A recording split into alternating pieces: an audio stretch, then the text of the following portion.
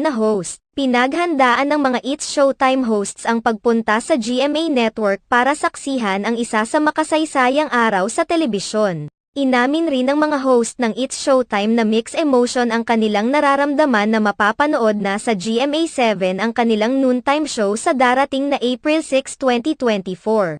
Ayon sa naging pahayag ni Vong Navarro sa isang panayam, hinding-hindi niya malilimutan ang araw na ito, March 20, 2024, at ituturing niyang historical moment para sa mga madlang people at mga kapuso viewers.